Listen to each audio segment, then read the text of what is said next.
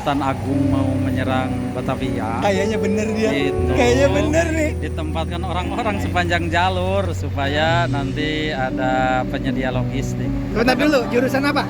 Jurusan PPKN. Ah, nyambung. Pantesan. Coba ceritain. Bener nih. Bener. Sebelum runtuhnya Pajajaran pada tahun 1578, Prabu Surya Kencana keturunan Prabu Siliwangi mewariskan pusaka Pajajaran berupa mahkota Binokasir kepada Pangeran Angkawijaya yang kelak dinobatkan sebagai Raja Sumedang Larang.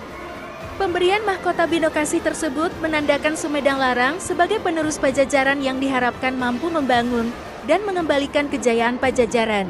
Mengapa Pajajaran runtuh? Dimulai dari Prabu Surawisesa hingga Prabu Surya Kencana yang merupakan raja terakhir yang ditandai oleh runtuhnya Pajajaran pada tahun 1579 akibat dari serangan gabungan Kesultanan Banten, Cirebon, dan Demak.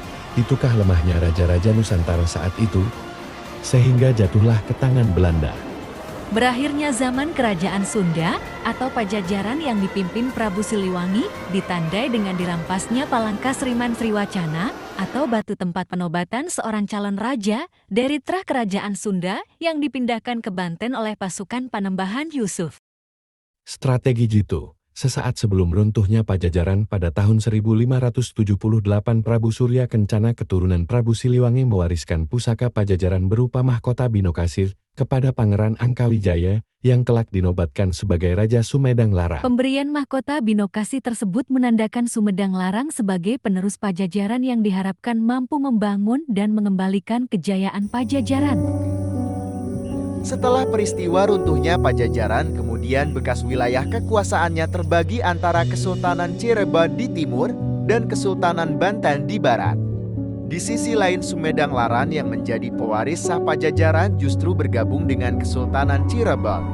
Gabungnya Sumedang Larang dengan Cirebon memang sudah dibangun di masa ayahnya Prabu Gusan Ulul yang bernama Pangeran Santri hingga setelah peristiwa Harisbaya pada tahun 1585.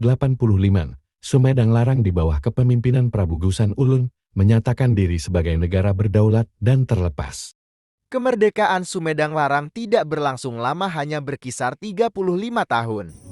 Hal tersebut dimungkinkan karena keadaannya yang relatif lemah dan terjepit di antara kekuatan besar yakni Kesultanan Banten Cirebon, Kesultanan Mataram dan VOC Belanda.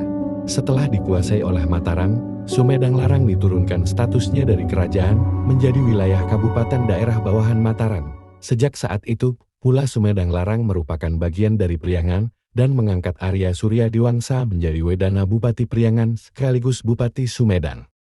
Wilayah Pasundan atau khususnya daerah Priangan dijadikan salah satu markas kekuatan pasukan oleh Sultan Agung Mataram di wilayah barat sebagaimana ambisi dan cita-cita Sultan Agung Mataram yang ingin menguasai seluruh kerajaan di wilayah Jawa. Sultan Agung Mataram yang memiliki karakter tegas dan keras tidak segan-segan menghukum bawahannya apabila gagal dalam melakukan tugas. Sebagai gantinya kemudian Sultan Agung Mataram mengangkat Dipati Ukur sebagai Wedana Priangan. Kekuasaan Dipati Ukur pada saat itu berpusat di daerah Bandung Selatan dengan wilayah kekuasaannya meliputi Sumedang, Sukapura, Bandung, Limbangan dan sebagian daerah Cianjur, Subang dan Karawang. Ingat di akhir video ini, bicara orang Jawa di Karawang. Penyerahan kekuasaan tersebut disertai syarat dari Sultan Agung Mataram untuk menyerang Belanda di Batavia, di wilayah lain di luar Priangan Kesultanan Cirebon yang secara status berdaulat namun pada saat itu tidak memiliki pengaruh yang besar. Cirebon justru cenderung lebih condong terhadap kekuasaan Mataram, namun berbeda dengan Kesultanan Banten, ia menjadi kekuatan besar yang sangat berpengaruh sehingga menjadi ancaman bagi Mataram dan VOC Belanda. Kita saat ini sudah mulai berbicara VOC, yang akhirnya menguasai wilayah. Saat itu, selain negara yang berdaulat Banten termasuk tipe kekuasaan yang agresif dan sering terlibat dalam pertempuran baik hendak menguasai suatu wilayah maupun dalam mempertahankan kedaulatan, tampak seperti arogan bukan. Terbaca oleh VOC, antara Banten dan Mataram kerap terlibat perselisihan. Hal tersebut tentu saja disebabkan persoalan kekuasaan Sultan Agung Mataram yang berambisi ingin menguasai Pulau Jawa. VOC sangat tahu, Banten telah menjadi kekuatan besar yang tidak akan pernah tunduk kepada siapapun. Penolakan tersebut membuat Mataram menyerang Banten dengan menggunakan bendera Cirebon yang tidak secara langsung Mataram bersembunyi di balik nama Cirebon dan memanfaatkan hubungan pertalian saudara. Kelemahan kerajaan sangat terbaca oleh VOC, gagalnya upaya dan serangan Mataram atas Banten, bisa dipastikan dari sekian banyak daerah di Tatar Sunda hanya Banten dan daerah bawahannya lah yang tidak bisa dikuasai dan dipengaruhi oleh Mataram. Oleh sebab itu, mungkin inilah salah satu alasan adanya perbedaan dialek bahasa Sunda Banten dengan bahasa Sunda Priangan yang telah dipengaruhi oleh bahasa Jawa Mataram. Kisah peperangan antar kerajaan ini sering dimanfaatkan oleh VOC, mengapa di Karawang yang berbahasa Sunda ada satu kampung masyarakatnya berbahasa Jawa. Ya, karena kan dulu ketika Sultan Agung mau menyerang Batavia, Kayaknya bener dia. itu Kayaknya bener nih. ditempatkan orang-orang sepanjang jalur supaya nanti ada penyedia logistik. Sebentar Karena kan dulu, jurusan apa? Jurusan PPKN. Ah, nyambung, pantesan. Coba ceritain, bener nih. Bener.